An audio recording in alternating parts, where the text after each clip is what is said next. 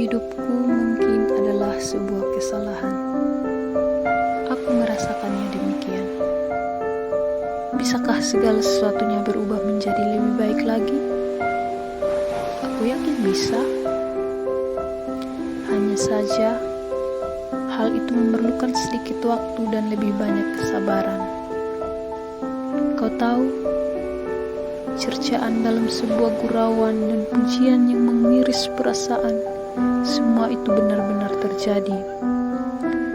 Dalam suatu waktu, terkadang aku tak tahu apa yang harus kulakukan ketika hal ini terjadi.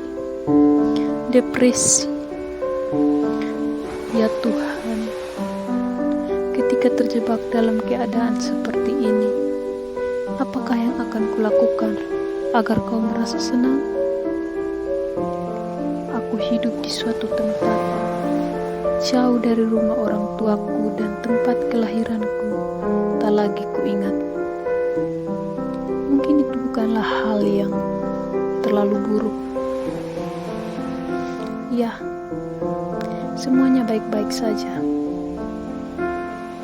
Aku tiba di tempat ini beberapa tahun yang lalu dengan hanya membawa badan dan keinginan untuk mendapatkan sesuatu yang hingga hari ini belum juga kuperoleh. 20 kali tahun baru telah terlampaui sejak hari itu. Tapi semuanya masih terkenang dalam ingatanku. Mungkin itulah satu-satunya kenangan hidup yang tetap ingin kusimpan. Selebihnya hanyalah kepahitan dan penderitaan. Tuhan, aku tak sanggup jika mengingat semua itu. Pada masa itu, setiap orang hidup dalam keadaan yang pas-pasan, termasuk juga keluargaku. Ayahku bekerja sebagai seorang kepala sekolah di sebuah tempat yang cukup jauh untuk berjalan kaki, tapi terlalu dekat untuk menetap di sana. Setiap hari ia pergi ke sana dan kembali pada sore hari. Ibuku seorang ibu rumah tangga dan tak bekerja di luar rumah. Setiap pagi ia akan mengomel dan berteriak jika kami belum terlihat di dalam rumah karena masih tertidur di hari yang cerah. Ia akan berteriak hingga kami terlonjak dan tetangga yang kebetulan lewat akan menoleh dan berlalu dengan terburu-buru. Kami, maksudku aku dan saudaraku yang 5 tahun lebih tua daripadaku, berlari terbirit-birit ke kamar mandi dan setelah itu berkumpul di meja makan. Sarapan nasi putih dan telur goreng yang itu saja setiap hari, ditambah dengan omelan menjadi makanan setiap hari. Itu pengalaman yang kudapatkan ketika aku masih sangat muda. Hingga hari ini, jika aku bertemu dengan saudaraku itu, kami tak pernah melewatkan membicarakan peristiwa itu. Beberapa tahun kemudian, aku memasuki pendidikan tingkat pertama selama 3 tahun. Sedikit hal yang kuingat saat itu, ataupun peristiwa-peristiwa yang kualami juga tak terlalu menarik. Selain aku hanya bisa mengatakan, aku hanyalah seorang anak sekolahan dan anak rumahan yang membosankan. Sementara saudaraku itu, ia telah memasuki pendidikan tingkat menengah atas. Aku tak begitu mengetahui apa saja yang ia perbuat. Pernah suatu ketika, ia terlibat pertengkaran hebat dengan ayahku dan berakhir dengan ibuku yang menangis. Pada saat itu, aku hanya bisa bersembunyi di dalam kamar dan menghindari teriakan penuh amarah dan hentakan-hentakan yang menyiksa jantungku. Hal itu seringkali terjadi, namun aku sudah terbiasa. Aku tak lagi bersembunyi, tapi aku akan pergi dari sana dan berdiam diri di luar rumah. Kau sedang apa? Tanya seorang suatu ketika. Apa? Tanyaku seolah tak mendengar perkataannya. Sepertinya kau punya sedikit masalah di sini. Ia melihat sekeliling. Aku tak tahu. Mungkin saja. Siapa kau? Aku seorang pelancong, jika kau ingin menyebutnya begitu. semacam orang-orang aneh yang menghabiskan hampir sepanjang hidupnya di jalanan. Ya, seperti itulah. Tapi mereka tidak aneh. Kami sama sekali tidak merasa aneh, hanya sedikit berbeda. Sahut itu seraya meletakkan tas besarnya di rumputan. Cukup menarik. Ngomong-ngomong, bagaimana rasanya menjadi pelancong? Aku tak bisa mengatakannya padamu, kecuali kau pernah menjalaninya. Kenapa begitu? Kau takkan merasakan segarnya air jika bukan kau yang meminumnya. Bawalah aku bersamamu. Orang itu menatapku lekat-lekat.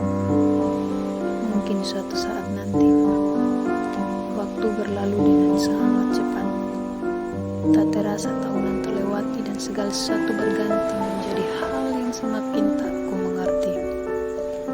Bahkan kenangan tentang peristiwa yang pernah terjadi di masa yang lampau tak membekas dalam ingatan. Hidup menuntutmu menjadi sesuatu. Hanya saja, aku tidak menyukai sesuatu itu.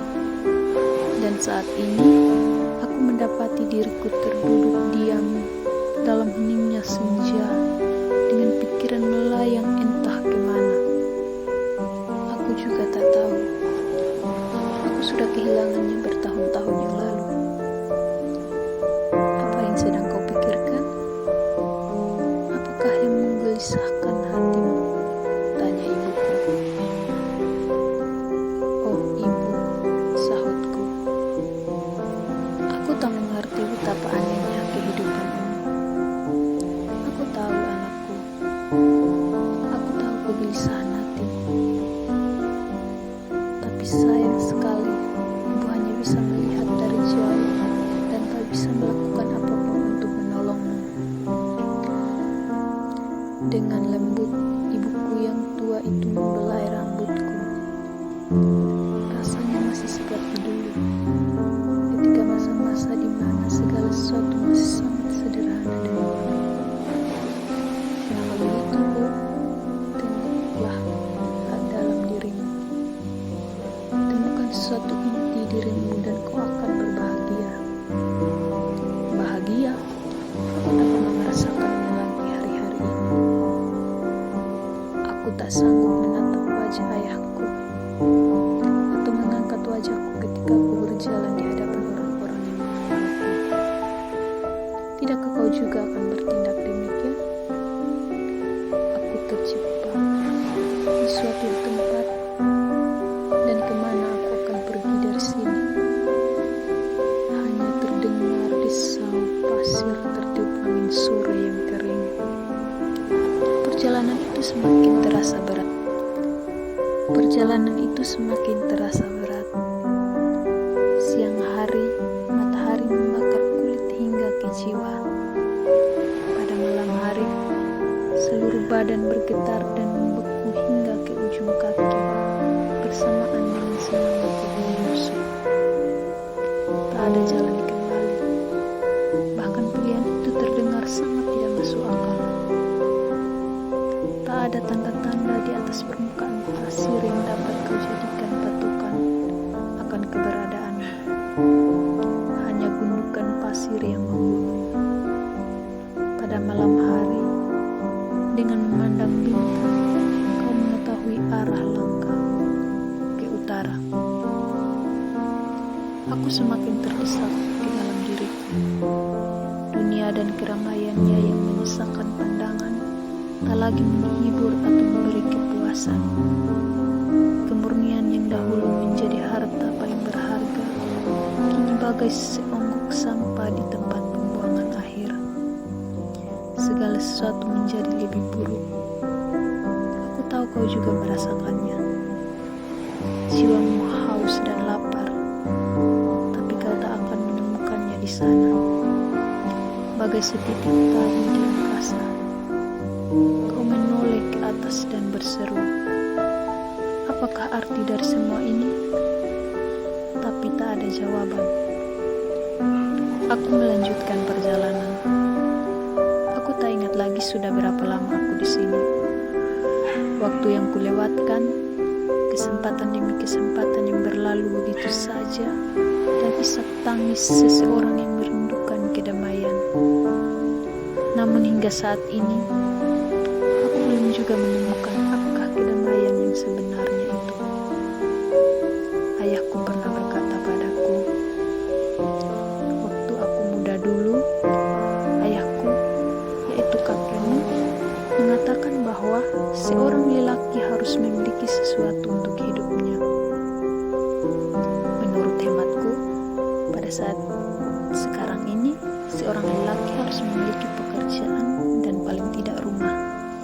Pendeknya segala sesuatu yang berhubungan dengan kemapanan hingga ia menjadi mandiri. Bagaimana kau akan menghidupi keluargamu kalau kau tak memiliki kedua hal itu? Aku tahu, tidak mudah memang. Tapi kau adalah seorang lelaki, dan kau ditakdirkan untuk bertanggung jawab. Hidupmu bukan milikmu sendiri, tapi milik mereka yang di dekatmu, keluargamu. Pada saat itu, aku hanya mengangguk-angguk bagai orang mabuk yang tak dapat lagi mengetahui keadaan dan keberadaannya. Tapi beliau orang yang keras, produk didikan zaman penjajahan di mana kemiskinan dan penderitaan menjadi pemandangan sehari-hari. Dengan otot bahu menonjol dan pemikiran modern, kombinasi yang menarik, tapi menurutku terasa sangat aneh. Bayang-bayang beliau mengikuti kemana saja aku berada. Orang-orang mengatakan aku terlalu cerdas bagi seorang anak seusiaku. Buku-buku dari berbagai pemikiran yang bertolak belakang dengan budaya luhur turun-temurun, dan banyak orang menentang pada saat itu. Kudapatkan dengan mudah melalui seorang pamanku yang seingatku memiliki pemikiran yang terlepas dari budaya dan kebiasaan. Dan beliau seorang penganut kebebasan yang luar biasa. Ia bahkan tak peduli dengan kritikan, bahkan hujatan orang-orang di sekitarnya. Aku menulis pada ayahku. Setelah sekian lamanya, aku memberanikan diri mengatakan padamu hal yang sebenarnya ku cari di dunia ini. Pada awalnya, aku tahu kau akan berpikir betapa bodoh dan sia-sianya apa yang ku perbuat ini. Tapi sejujurnya, dengan hati yang tulus ikhlas dan murni, aku tak dapat lagi hidup dalam keinginan dan cita-cita kalian. Tinggal di suatu tempat dalam waktu yang sangat lama yang disebut rumah. Aku hanya ingin pergi melihat dunia. Dunia yang mereka katakan begitu luas dan indah, sehingga akan sangat menyesal apabila melewatkannya. Aku pernah beberapa kali berjumpa dengan orang-orang yang memiliki pemikiran yang bahkan menurutku benar-benar aneh dan sangat tidak masuk akal. Mereka, orang-orang itu, bahkan tak memiliki pekerjaan dan tempat tinggal yang tetap. Mereka berbahagia bahkan ketika mereka tak berpihak pada kehidupan modern di mana uang, kekayaan, jabatan, dan ketenaran bagai candu yang merusak dan meracuni pemikiran setiap manusia yang hidup di muka bumi ini. Tak terkecuali kalian. Dan kemapanan merupakan pertanda keberhasilan seseorang. Hal itu baik sekali. Tapi aku tak dapat menerimanya, dan aku tak bisa hidup seperti ini. Maafkan aku jika jalanku sunyi dan sepi. Semoga engkau mengerti betapa aku ingin sekali memberikan apa yang kau inginkan, walau aku tak dapat melakukannya. Aku hanya ingin menikmati kehidupan, tidur berselimutkan bintang-bintang dan beralaskan bumi, dan meyakinkan diri bahwa dunia dan isinya ini adalah milik kita. Itu merupakan bentuk kehidupan yang sangat luar biasa yang pernah kutemui. Jikalau ibu berkenan, sudilah akan menulis dimanapun aku berada, di tempat yang baru, agar kalian tidak mengkhawatirkan aku lagi. Bukankah kehidupan ini sederhana? Malam tiba dengan sangat cepat.